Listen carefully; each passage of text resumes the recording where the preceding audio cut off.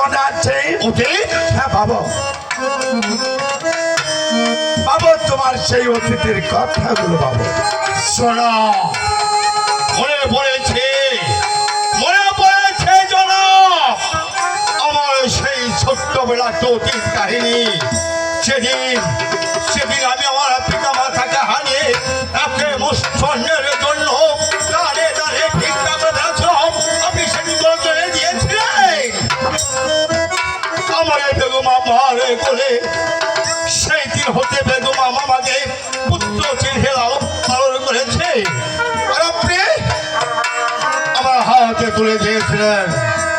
এই তো সর্বনাশ খর্গ। আপনার আদেশে অনেক অপরাধ আমি করেছি।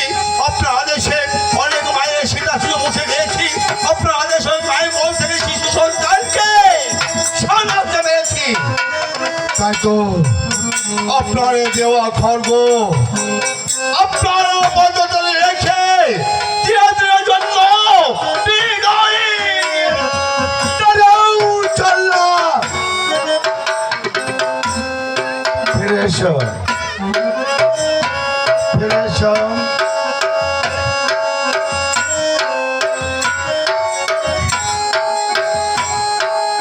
চললাম। তোমার যখন সেই অতীতের কথাগুলো মনে আছে, সেদিন ছিল শীতের রাত, তোমার পরনেও একটি বস্ত্রও ছিল না, তুমি শুধু থরথর করে কাঁপতেছিলে, তাই না? হ্যাঁ জনা, ভুলে যায়নি। আর আমি সেদিন ওই রাস্তায় থেকে করে এনে আমি তোমাকে তুলে দিয়েছিলাম, তোমার আমি চলে তুলে। এটাও ভুলে যায়নি।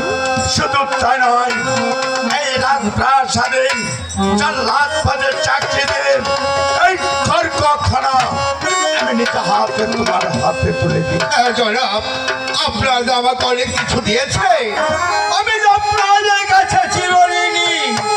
তাই তো বলছি, খড়গখানা হাতে তুলে নাও। না জনাব না, যে খড়গ আমি আমার হাত হতে নামে দিয়েছি সে খড়গ আমি আর হাতে তুলে নেব না জনাব। যে খড়গে কোনো মায়া নেই, কোনো মমতা নেই, আছে তো হিংসা।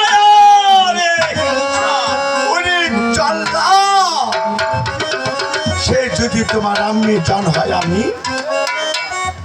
আমি তো তোমার পিতৃর সমতুল্য। জনাব, আপনি যে আমার পিতা।